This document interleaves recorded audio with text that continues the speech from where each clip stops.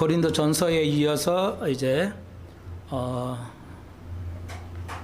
계속해서 두 번 고린도 전서, 오늘 고린도 후서입니다. 물론 고린도에 우리가 자세히 살펴보면 고린도에 네 번의 편지를 띄웠는데 두 개는 사라지고 오늘 고린도 두 개만, 고린도 전서 후서 두 개만 남았습니다. 저자는 우리가 알다시피 바울이고요.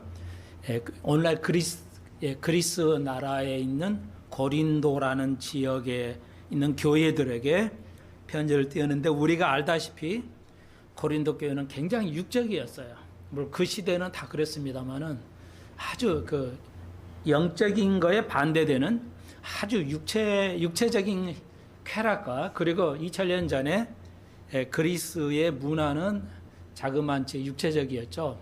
우리가 알다시피 지금의 이태리의 로마의 원형 그 운동장 이런 데서 예수 믿는 사람들을 사자밥이 되게 하면서 그들의 그 만족감을 느꼈고, 전쟁에서 그 고통을 정치적으로 해결하기 위해서 예수 믿는 사람들을 사자밥으로 그들이 즐겨하면서, 아이러니하게 전 세계 모든 이들이 그 순교의 장소, 고난의 장소, 이태리 그 로마의 원형 극장을 모든 세계 사람들이 또 방문하고 있고 또 방문하기를 원하는 그런 아이러니 속에 우리가 살아가고 있습니다.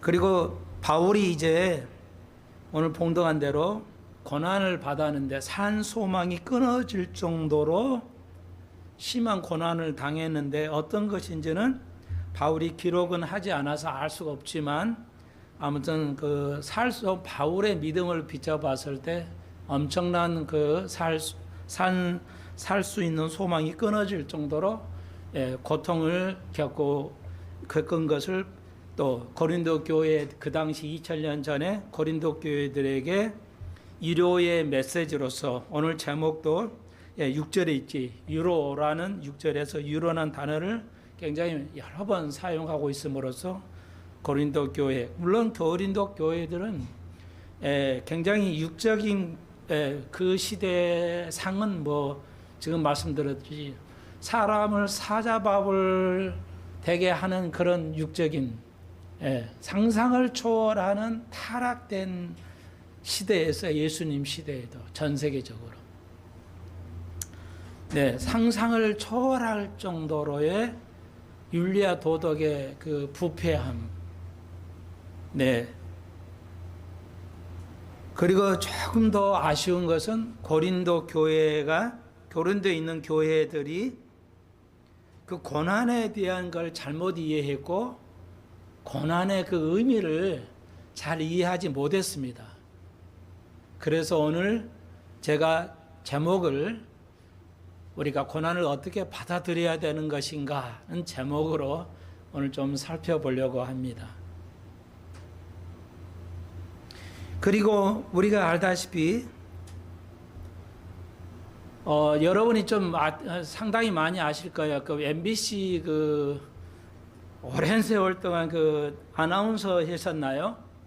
그 조정민 목사님, 그다음에 조정민, 뭐 아주 훌륭하신 분인데, 옛날에 아마 벌써 몇십 년 전이겠죠 아마, 조정민 그 아나운서인가요? 어떤 그 기자였죠. 아나운서가 기자였는데 목사님이 되셨어요, 오래전에. 그래서 목회 사역을 아주 보수적으로 성경적으로 잘 목회하시는데,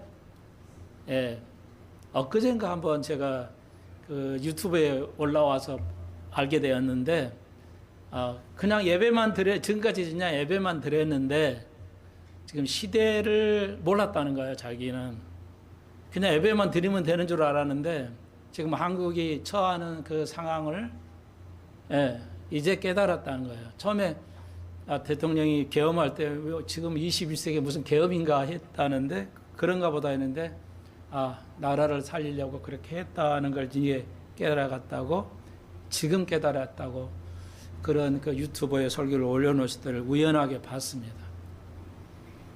그런 똑똑한 분도 시대를 분별하는 것이 어렵습니다. 네. 그래서 성경은 마태복음에서 시대를 분별하지 못하는 것을 우리 성경에는 빼먹었지만 외식하는 자라고 말하고 있습니다. 그러니까 이걸 풀어서 말씀드리면 시대를 간파해서 메시지가 전달되고 이해하지 못하면 완전히 외식하는 자처럼 잘못된 거, 우리가 진리를 선을 악하고 악을 선하는 식으로 가르쳐 버릴 수가 있다는 의미입니다. 그러니까 성경은 놀랍습니다. 그러니까 시대를 파악을 못하는 것, 분위기 파악을 못하게 되면 어떻게 되냐? 겉과 속이 달라져 버리게 될 수 있다는 겁니다. 사람은 속 사람은 참 좋은데 겉으로 내가 그게 잘못되게 표현을 할 수도 있다는 겁니다.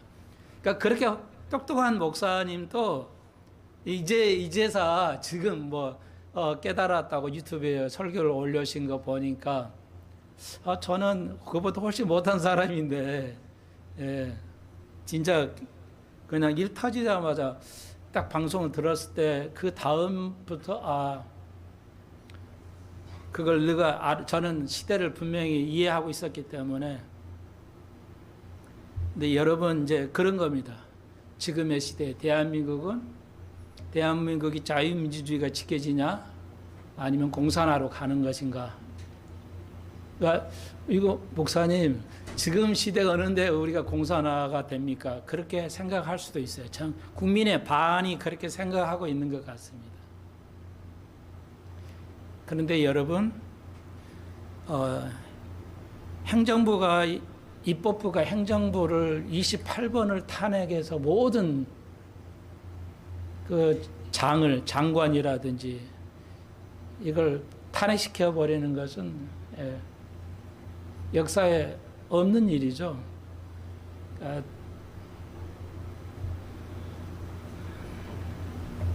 우리는 그런 고통 속에 살아가고 있고 오늘날 많은 그 추운 날씨에 젊은이들이 자유를 지키기 위해서 보면 그 마음 속에 앞으로 어떻게 대한민국이 어떻게 될까에 대해서 그들의 눈을 보면은 불안함과 고통과 또 동시에 분노가 보인다 할 수가 있습니다. 저도 그렇고요. 여러분도 아마 그럴 것입니다. 오늘날 왜 이렇게 목사님들이 시대에 대해서 성경에 대해서 무지하는 건가? 오늘 대부분 신학교들이요. 제가 인용을 하는 겁니다. 지금 대부분 신학교들이 예수 그리스도의 피를 인정하지 않습니다. 신학대학교에서 예수 그리스도의 피의 권한을 얘기하지 않습니다. 신학생들에게 일반 학생이 아니라 신학생들에게 입학하면은 신대원 신학대학 입학하면 1학년들에게 야, 너 예수의 피를 진짜로 믿는 거냐? 이렇게 대답을 합니다.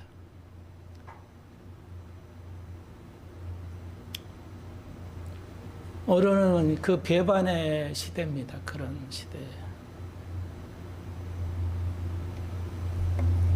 우리가 이런 걸 모르면 안 돼요. 그래서 미국도 그 고통을 당하고 있고 대한민국도 온 나라가 2000년 전에 고린도에 있는 많은 교회들이 상상을 초월하는 고통을 가지고 있었습니다.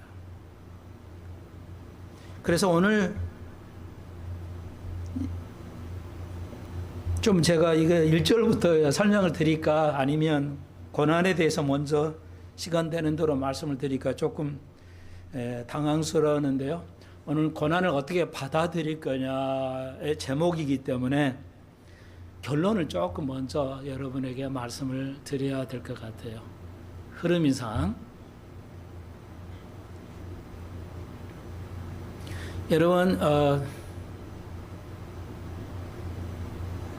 제가 이렇게 말씀을 드려도 괜찮은지 모르겠는데, 여러분, 저도 목회를 시작하면서 많은 고난을 당했습니다. 여러분 아는 사람도 있고 또 모르신 분도 있을 건데, 목회 처음 시작하면서 이들이 가장 심각한 것들이 있었죠. 그리고 또 우리 나이산인 강지산 우리 민우 생각하면 제가 강가에 같이 놀러 갔었는데 민우가 빠져가지고 우리 강지선 제 아빠가 뛰어들고 나도 이 옆에 있어가 뛰어들었어요. 강가에. 오늘 처음 말씀을 드리고 아무도에게도 얘기도 안 했는데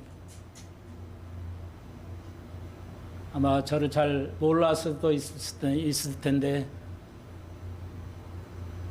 제가 아이를 따라가서 잡으려고 근데 그 강가라 물이 그 무릎에 정도만 찼어요. 아주 깊지가 않습니다. 무릎 정도만 차는 강가였어요. 근데 내가 쓰러져 가지고 일어나지를 못하는 겁니다. 물은 차들고 숨을 쉴 수가 없고요. 순간에 내가 이제 죽는구나 이런 이거 어떻게 해야 되냐. 하나님의 그래도 은혜로 몸을 돌리면서 몸이 둥글둥글 굴르게 하셔서 겨우 나는 이제 물가로 기어 나왔습니다. 누구에나 고통을 그 고난을 겪습니다. 나중에 안 사실인데 강가에서 물이 깊어서 물에 빠지는 게 아니랍니다. 무릎까지 이게 무릎 정도만 차면 그 강물이 세기 때문에 못 일어난답니다. 물이 깊으면은 물이 잔잔하기 때문에 수영이 되는데 무릎 정도만 차면 무릎 정도 차는 물이기 때문에 무릎에서 못 일어난다는 거예요. 나중에 이제 언론을 통해서 들었습니다. 목회하면서 많은 어려움, 이런 어려움들을 저도 겪었습니다.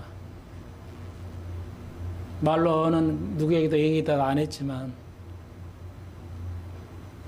우리 또 여러 목회하면서 감당할 수 없는 그런 많은 것들을 저도 겪고 우리나라도 겪고 있고 여러분도 겪고 있으실 것입니다. 오늘 메시지가 그건데요.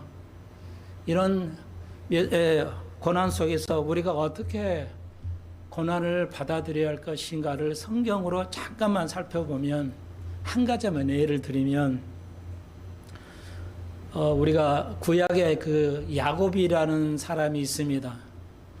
야곱이라는 사람은 인류 최초의 쌍둥이입니다. 그 큰 형을 에서고 예서를 따라서 곧바로 예서의 다리를 잡고 나와가지고 이제 된 사람 야곱입니다. 그러니까 예서와 야곱이 인류 최초에 기록된 쌍둥이인데, 그러니까 예서의 동생 야곱이 예서의 장자권, 그러니까 아버지의 장자권이 장남에게 가는 건데 자기가 이제 빼서 팥죽을 해가지고 자기 아버지 이삭에게 속여서 에서가 털이 많으니까 아버지는 나이가 많아서 눈이 안 보이니까 야곱이 자기 아버지 좋아하는 거 해가지고 이렇게 손을 대보니까 털이야 많아. 그래 아들 장남이구나 축복하려고 했는데 목소리는 야곱이야 이상하다 그렇지만 아버지 이삭이 올해가 나이가 들어서 안 보이니까 그냥 야곱을 장자권을 축복해 버리죠. 그런데 나중에 이 사실을 알고 예서가 와서 아버지 나에게도 축복하라니까 축복이 안 된다. 끝났다. 그래서 대성 통곡하고 예서가 야곱을 죽이기로 이제 생각이 들죠. 그리고 엄마가 이 야곱을 자기 삼촌에게 멀리 보내서 이제 그 생명을 구하게 하고 그런 걸 여러분이 알고 거기서 이제 삼촌의 두 딸을 이제 결혼하고 살다가 이제 결국 삼촌이 이제 안색이 변하죠. 오래 있으니까 안색이 변해서 야곱이 눈치가 얼마나 빠른 사람이잖아요. 안색이 변해서 내가 이제 떠나야 되겠구나 해서 아내를 데리고 이제 식수를 데리고 다시 엄마의 고향으로 떠납니다. 그 시대에는 지금부터 4천년 전 시대입니다. 그래서 일부 다처주의입니다. 일부 다처주의였기 때문에 또 근친 결혼을 했었어요. 그래서 삼촌의 자신이 딸하고 이제 결혼을 했어요, 야곱이. 그래서 이제 자기가 이제 고향으로 돌아갈 수밖에 없는데 형 에사가 쫓아옵니다. 그래서 자기를 죽이려고. 그래서 이제 강가에서 이제 자기가 이제 천사랑 그 새벽에 싸움을 하게 되죠. 그래서 이제 환도뼈, 이게 인류 최초의 장애인이 됩니다. 허벅지 뼈를 하나님 부르트시고 천사가, 그리고 그 싸움에서 이제 천사와 싸움에서 야곱이 이겼다, 이런 표현을 씁니다. 그리고 나를 축복해 달라고. 그리고 이제 그 후에 이 말의 의미는 야곱이 환도뼈를 하도 고집이 세서 사실 천사라고 표현했지만 예수 그리스도, 구약의 예수 그리스도의 현현이죠. 그러니까 예수 그리스도를 만난 것인데, 하나님은 우리가 보면 죽기 때문에, 그래서 예수와 씨름을 했는데 결국은 환도뼈를 부러뜨림으로써 자기가 자기의 그 모든 육적인 것이 깨지고 이제 구해서 눈물로 구해 가지고 이제 자기가 회개함을 통해서 이제 복을 누리게 되고 예서를 만나게 되는데 형이 죽이지 않고 살려주죠. 그 장면을 통해서 우리가 알 수 있는 게 뭐냐? 하나님은 우리 고난을 통해서 우리 인간이 완전히 바닥으로 내려갔을 때 그 다음에 역사가 일어난다는 것입니다. 이거 하나를 기억하십시오. 하나님이 우리에게 고난을 허락하시는데 여러 가지 이유가 있는데, 오늘 성경에서는 바울이 내가 살 소망이 없었다. 그 이유는 뭐냐? 이 땅에서 소망을 두지 않게 하시고 하늘에 소망을 두게 하는 거 맞습니다. 고난을 우리에게 허락하시는 것이 뭐냐? 그것은 이 땅에서 소망을 두지 말고 땅에 소망을 둘 거 하나도 없어요. 제가 지금까지 살아보는, 저도 많은 걸 다 가져보고 해봤어요. 다 남이 가져본 거 배워보고 해보고 다 누려봤어요. 다 별거 아니라는 것이죠. 다 아무것도 아니에요. 그래서 우리에게, 저도 고난을 목회 시작할 때부터 고난을 주시고 엄청나 하신 건데, 이게 뭐야? 이 땅에서 소망을 두지 않게 하기 위해서 하신 거라는 거. 고난을 그렇게 받아들여야 한다는 거. 첫 번째. 두 번째, 세 번째, 또 두 번째는 하나님은 우리가 완전히 꺾여졌을 때, 우리의 교만과 나의 지식과 경험이 완전히 없어졌을 때, 꺾어질 때, 야곱처럼 꺾여질 때, 그 다음에 하나님께서 역사하셔서 야곱이 예수를 만나서 꺾어짐으로써 이제 야곱의 예서의 형이 죽이지 않죠.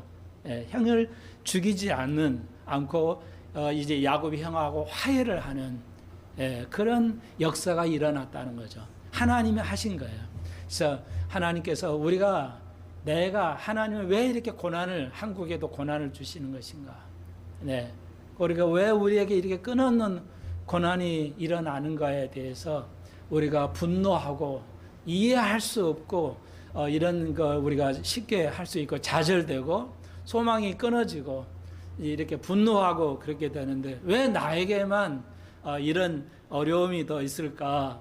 이렇게 생각할 수가 있는데, 그것은 고난을 통해서 우리가 유익함이 있다. 고린도 교회가 그 고난의 유익함을 잊어버렸다 할 수가 있습니다. 그래서 바울이 편지 쓴 것인데, 오늘 고난은 우리 모두가 힘든 것이지만 고난의 유익이 있다. 그것은 우리가 야곱을 통해서 알 수 있는 것.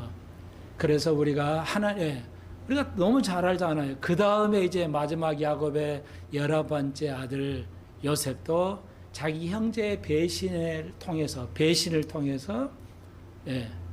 통해서 애국으로 팔려갔고, 그렇지만 하나님을 배반하지 않고, 원망하지 않고, 부모를 원망하지 않고, 형들을 원망하지 않고 총리가 대신이 돼서 승리하신 거 뭐예요? 하나님의 은혜죠. 아마 제 생각에는 요셉이 형제를 내가 언젠가 성공해서 형제 보복을 내가 안갚으면 갚아야 할까라고 생각했다면 총리 대신을 하나님께 쓰지 않으셨을 거라 저는 확신합니다. 예. 남도 아니고 형들의 미움을 받아가지고 그냥 노예로 팔려갔어요. 사람을 그 시대나 우리나라도 지금으로부터 200년도 안 된 여전히 뭐야? 조선왕조 500년 동안 뭐 했어요? 조선왕조라 그러니까 왕의 시대라고 하는데 여러분 봉건사였어요. 노예제도가 있었습니다. 노예제도가. 세계에서 가장 엄한 노예 시대가 조선왕조 500년이에요. 우리가 그런 고통을 겪었습니다. 그래도 하나님께서 그걸 무너뜨리고 오늘 우리가 자유를, 믿음의 자유를 누리고 사는 거, 그럼 이만큼 잘 사는 거 하나님의 은혜라죠. 그 고난 후에 오는 것이라는 것입니다. 그래서 우리가 고난을 하나님의 그런 의미로 받아들여야 된다는 거.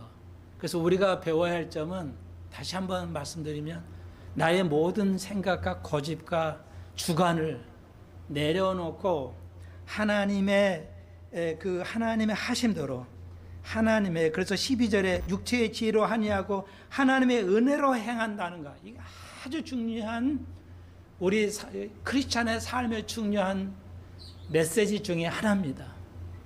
이걸 우리가 하나님의 방법이라고 그러잖아요. 네, 다시 한번 육체의 지혜로, 인간의 지혜로 모든 걸 풀어보려고 해요. 우리가 살다 보면 인간의 지혜로, 이게 인간의 방법이야. 다른 말로 말하면 제가 여러분에게 강조하는 거 몇 가지 없잖아요. 하나님의 방법이냐 인간의 방법이냐. 하나님의 방법으로 하나님의 은혜로 너희들에게 내가 목회를 하고 있다. 이렇게 바울이 지금 쓴 거죠.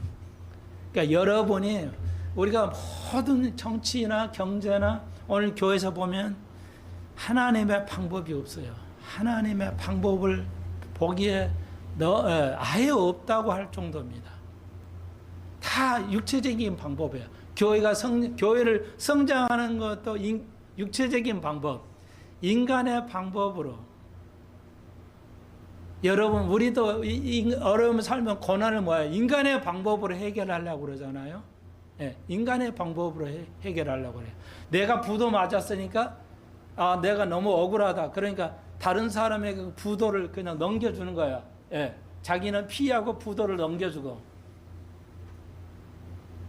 그러면 자기는 남한테 부도 받았지만 또 부도를 받는 그 사람은 뭐야? 자기 때문에 다른 사람은 또 부도를 받는 거잖아요. 서로가 서로를 고통을 주는 죄악을 범하면서도 그들은 깨닫지 못합니다. 여러분, 죄송하지만 목사님이 타락한 목사가 얼마나 많습니까? 그 사람이 회개했다는 말 들어본 적 있어요? 그게 고린도후서 2장 얘기입니다.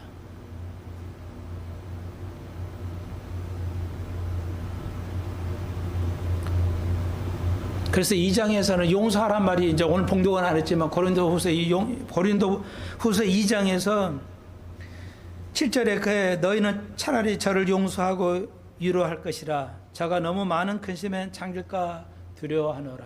이게 뭔 말이냐면 우리가 고린도전서 2장에서 배웠잖아요. 친모가 아니는 계모하고 아들이 계모하고 그 음행에 빠져서 살아가는 것. 이방인 또 이런 일은 없었다고 바울이 말하는 그 참혹한 것, 죄에 대해서 바울이 징계를 안 하니까 바울이 이제 고린도전서를 편지를 띄워서 했더니 징계한 겁니다. 교회가 내보내고 징계를 했어요.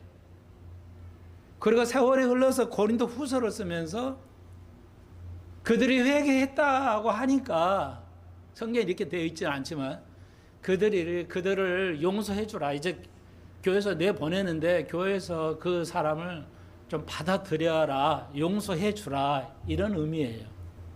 근데 교회 안에서는 안 돼. 저렇게 타락한 사람들이 하는 놈이라 너무 악질이니까 우리가 용서하기에 아직 받아들일 수 없다, 이런 도 있었던 모양이에요.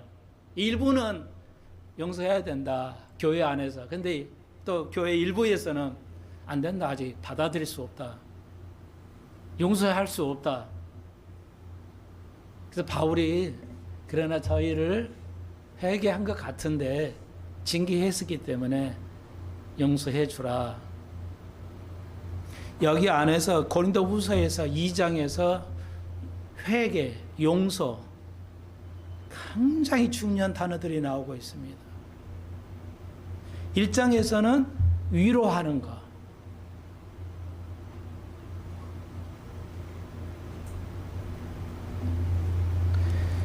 그래서 한 가지만 더 말씀을 드리면, 우리가 고난에 대해서, 고난을, 우리가 잘못 중에 한 가지가 또 뭐냐면 고난을 서로 비교하는 거예요. 이거 굉장히 위험한 뭐랄까요, 그 문화입니다. 네가 나 고난을 당해봤어? 우리는 누구와 이렇게 싸울 때 내 고난을, 내가 아픔을 이해할 수요? 당신이 나를 이해할 수 있어? 내 고난이 얼마나 큰 건데? 이러면서 우리가 싸울 수 있습니다. 우리가 잘못 생각한 것 중에 하나 이건데요, 자기의 아픔과 자기의 고난을 다른 사람과 비교하면 아니 됩니다.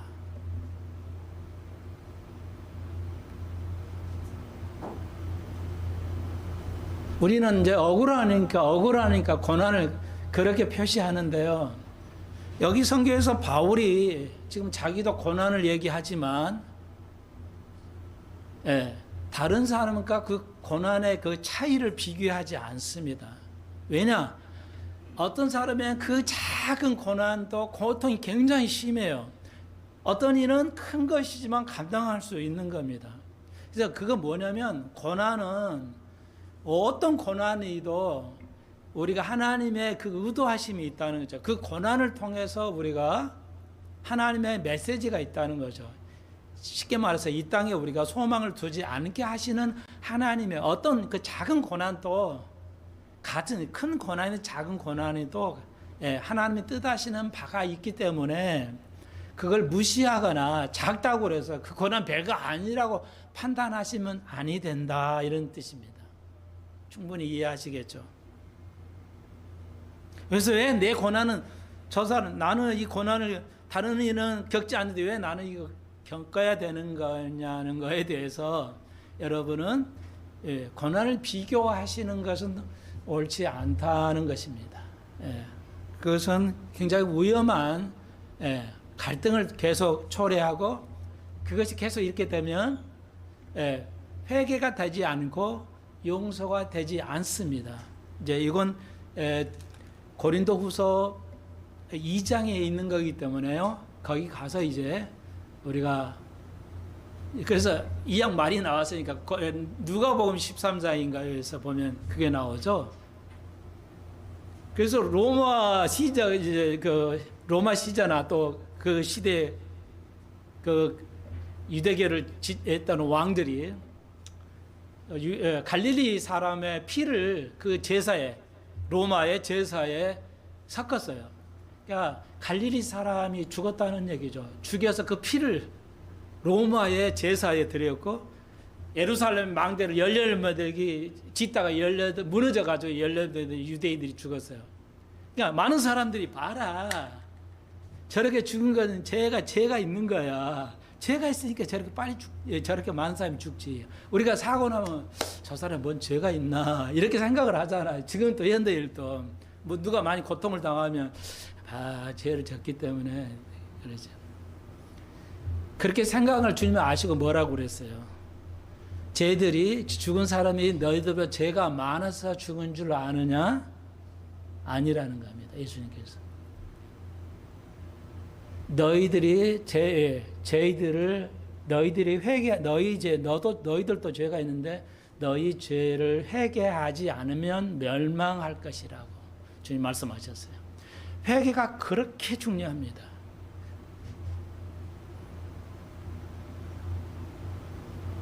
제가 진짜 부끄럽지 말씀드렸잖아요. 저희 아버님도 부흥사였어요. 대한민국을 대표하는 40년, 50년 전에 60년 전 얘기구나요. 아니 50년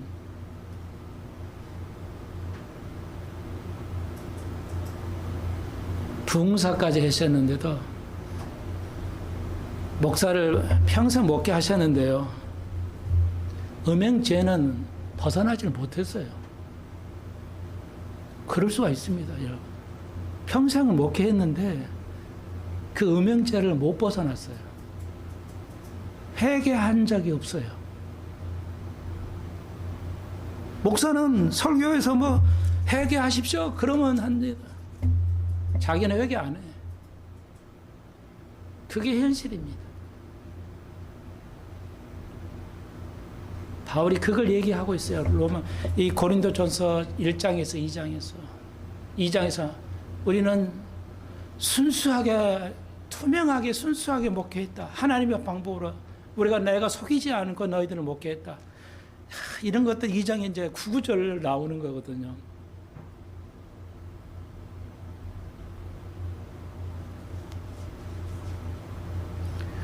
그리고 미국에서 아프셔서 돌아가기 직전에 눈물을 흘리고 회개했다고 들었어요.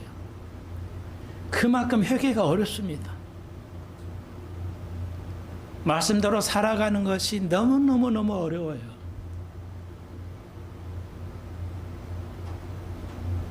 대형교회나 훌륭한 목사들은 말씀대로 잘 지킬 것 같습니까?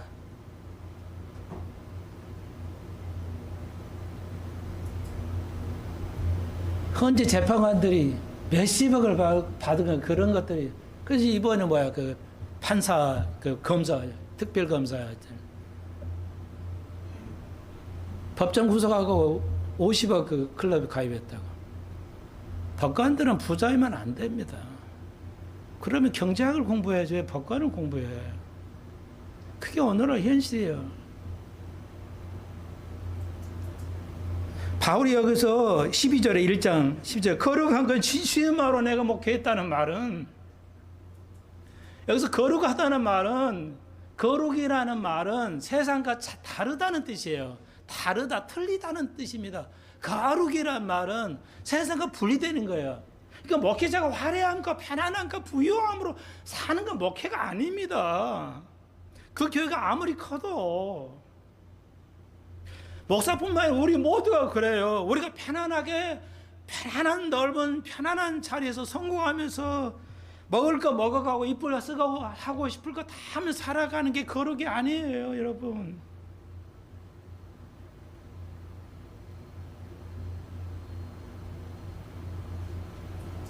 세상 사람에게 다르게 사는 거예요. 세상 사람에게 다르게 살아요.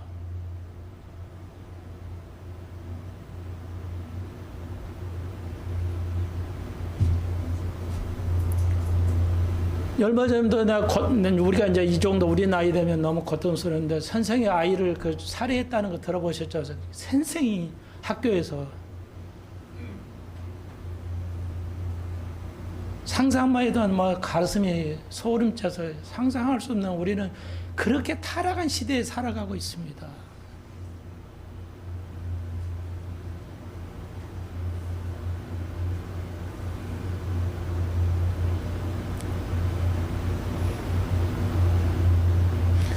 오늘 목사들이 성도를 얼마나 죽인지 아십니까? 영적으로 있처럼 상도를 먹이지를 않아. 말씀대로 정크푸드, 그냥 쓰레기 음식만 먹여요.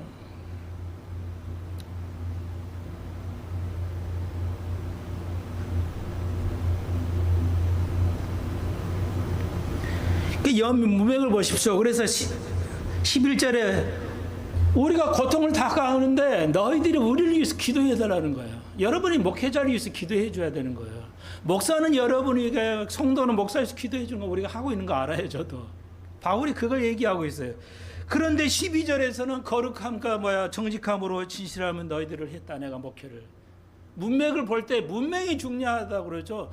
성경을 문맥으로 설명해야 진짜 설교예요. 나는 지금까지 목사가 문맥을 가지고 따지고 설교하는 걸 들어본 적이 없어요.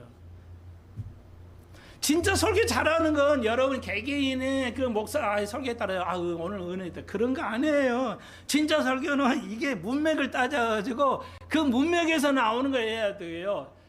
아이들이 초, 중, 고등학교도 문맥을 따지지 못하면은 그가 절대 시험을 볼 수가 없어요. 성경도 진짜 문맥을 따져서 설교를 해야 진짜 설교입니다. 진짜 설교예요. 그래서 왜 기도하라는 것인가? 하나님이 이 고난을 발생해 하나님은 우리 고난을 없애려고 하시는 게 아니에요.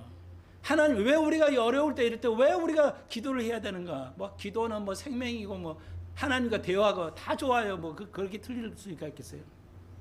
근데 여기에서 고린도후서 1장에서 문맥을 보면 뭐예요? 하나님이 가시면 네가 고난에서 벗어나고 네가 승리하고 그런 것이 내가 관심이 있는 거. 하나님 관심이 뭐예요? 거룩함이에요. 하나님 관심이 뭐예요? 진실함이에요. 성공하는 게 아니라, 목회자로 성공하는 것이 아니라 내 양을 내가 너에게 유임한 양을 진실하게, 깨끗하게, 투명하게, 정직한 마음을 가지고 이 양들을 돌보는 것인가? 네가 양들을 그 모델이 되려가면 목회자가 세상 사람에게 다른 삶을 살아야 되지 않냐 이거지. 교회가 사이즈가 크든 적든 간에 세상 사람은 다르게 살아가야 되지 않냐. 그것을 위해서 기도하라는 거죠. 기도 의미가 그거예요.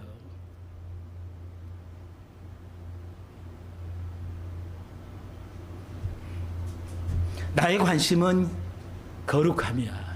네가 세상 사람에게 다른 삶을 살아야 되게 앉아. 그게 모델이, 그 모델로서 목회자를 키우고 오늘 사회 지도자를 낸 거 아닙니까? 모델이 없잖아요. 지금 시대는 모델이.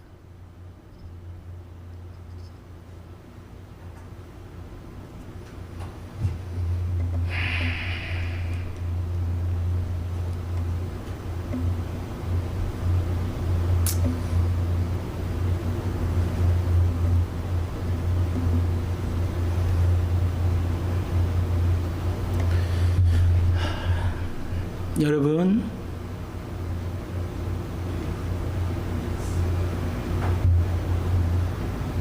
하나만 더 이제 좀 나가볼까요? 하나만 더. 고린도후서 1장 14절입니다. D부터 하고 있는데 앞에는 다 우리가 배우는 거고요. 특별히 하지 않아도 될 것 같고요. 14절, 내가 대강 우리를 아는 것 같이 너희가 대강 우리를 아는 거야. 고린도 교인들이 바울을 아는 것 같이 우리 주 예수의 날 너희가 우리의 자랑이 되고 우리가 너희의 자랑이 되는 것이라. 우리 전 시간에 말씀드렸죠. 고린도 전서 16장은 좀 쉬우니까요. 15장에서 마지막 부분에서 이제 휴거에 대해서 얘기를 하고 있잖아요. 그걸 지금 이어서 연결해서 하는 거예요. 휴거는 언제 일어나요? 예수의 날. 예수의 날 휴거가 일어납니다. 여호와의 날, 하나님의 날은 천년왕국 때요. 그러니까 이제 너희가 나의 자랑이고 내가 너희의 자랑이다. 이거 뭐야? 휴거하면 우리가 그리스도의 심판대, 상급을 배분한 심판대 곧장 씁니다. 우리가 휴거하고 우리가 죽으면, 모든 사람 죽으면 하나님 앞으로 그리스도 힘에 탁 서게 되는데, 그때 여러분이 고린도 교인들이 나를 이제 예수님 판사 앞에서 얘기하겠죠. 저렇게 사역을 했습니다. 증인이 돼준다는 거죠. 또 너희들이 어떻게 삶을 살아갔는가 내가 증인을 세워줄 거야 이거죠. 내가 그리스도 앞에 있으면 여러분이 소 목사가 어떻게 했다는 걸 말씀을 하시겠죠. 내가 또 여러분이 하나님 심판했을 때, 그리스도의 심판도 했을 때 제가 또 여러분에게 좋은 이야기만, 나쁜 얘기 안 하고, 나쁜 얘기도 없지만,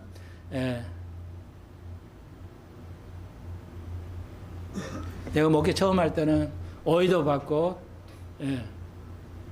목회자는 잘못 안 해서 잘못했다 하고요. 그래야 할 때도 있고요.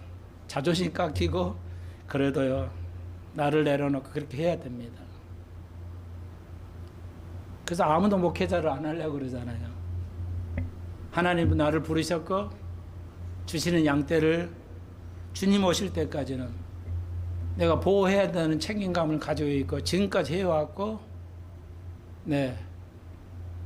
그렇게 할 것인데요. 예수의 날은 휴거입니다.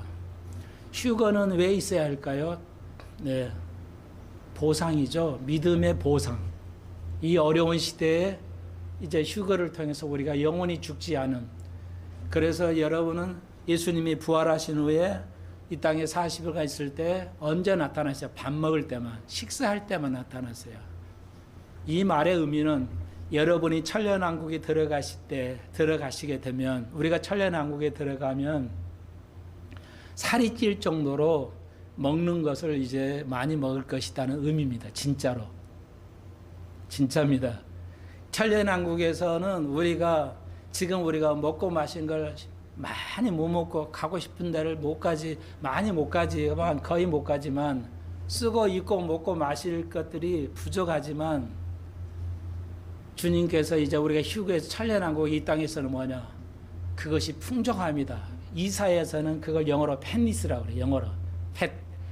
뚱뚱한. 그러니까 아주 부유함 속에 인패트니스라고 그랬어요. 그러니까 천년왕국 때는 우리가 먹는 게 부족함이 없고, 마시고 먹고 쓰고 입고 다닐 것이 부족함이 없을 거라 축복하실 것이라는 겁니다. 보상하시겠다는 겁니다. 뭐하는 자에게? 믿음을 지키는 자에게. 그런 의미예요. 그날에는 우리가 아무리 먹어도 그거로 고통을 당하나 병이 생기지는 않을 것이다 하는 것을 말씀해 주고 있어요. 나는 그날이 오기를 우리가 속히 기다리고 있습니다. 이제 그 말이에요. 너무너무 아름다운 이야기입니다. 믿을 수 없는, 세상 사람은 이해할 수 없는 내용이 되겠습니다. 그래서 천년왕국에 어떻게 삶을 사냐, 강력한 증거가 뭐라고요? 예, 베드로하고 예수님이 만난 베드로가 예수의 세 제자 야고보와 요한과 베드로가 이제 예수님의 그 산 위에서 만나서 산상에서 이제 변화된 거. 예, 그게 천년왕국의 모습이라고 그랬죠. 모델이라고 그랬죠. 그러니까 예수님의 모습이 변했어요. 천년왕국제처럼 예수의 모습이, 그리고 모세와 엘리야가 있어요. 이게 다 죽은 자가 태어났어요. 예, 죽은 자인데 이 땅에 모세가 엘리야하고 세 사람이 얘기하는 걸 베드로가 봐요. 베드로는 아직 그 현실의 육체적인 사람이에요. 죽음을 맞이할 수 있는 육체적인 사람인데 세 사람이 딱 보인 거야. 나타났어요. 그래서 베드로가 모세고 엘리야인 줄 알아버렸어요. 안 가르쳐 주는데 평생에 보지 못했던 사람인데 누가 모세고 누가 엘리야인 줄 알았어요. 그래서 베드로가 하나는 예수를, 하나는 모세, 하나는 엘리야에서 초막을 지읍시다. 집을 짓고 우리가 영원히 이 고통이 없는 곳에서 사십시다. 이거였죠. 알았어요. 그게 천년왕국 때는 우리가 다 알 수 있어요. 그런 세대, 예수를 아는 게 바다와 같이 되는, 다니엘서 말하는 어마어마한 시대죠. 네, 그 시대에 그래서 우리가 고통이 없고 진리와 공정함과 어려움이 서로 통치되는 그런 시대를, 그게 하나님의 나라죠. 하나님이 꿈꾸시는 나라, 이 땅에서. 오늘 한국 교회는, 세계 교회는 이걸 저버렸어요. 어떤 이들은 하늘에서만, 어떤 이는 땅에서만. 우리는 이 땅에서도 하늘나라, 주기도문을 우리가 하듯이 하늘에서 뜻이 있고 완벽한 그 하나님의 의와 평화가, 풍요로움, 먹고 마시고 그것이 고통이 없는, 걱정이 없는 그 시대, 이 땅에서도 하늘나라에서도 이루어질 것입니다. 누구에게? 희망하는 사람에게. 그 나라가 오기를 바라가는 그 자애들에게, 여러분에게, 저에게. 오늘 이 땅이 어려움인데 하나님 계속 우리를 여러분 나라를 위해서 기도해 주시고, 저를 위해서 기도해 주시고, 모든 성도를 위해서 열심히 기도한 걸 알 수 있습니다. 저도 알고 있고요. 끊임없이 기도해 주는 기도의 사람. 우리가 예수의 날에 우리 모두가 누가 뭐래도 참여하는 그런 하나님의 사람들 되기를 주의 이름으로 축원드립니다. 기도드립시다. 주님 감사합니다. 예수의 날을 우리가 소망하고 있습니다. 그 날이 우리가 기다리고 있습니다. 주님이 함께 하시고 그 날에 우리가 복을 누리고 서로 자랑할 수 있게 하여 주옵소서. 예수님의 이름으로 기도합니다. 아멘.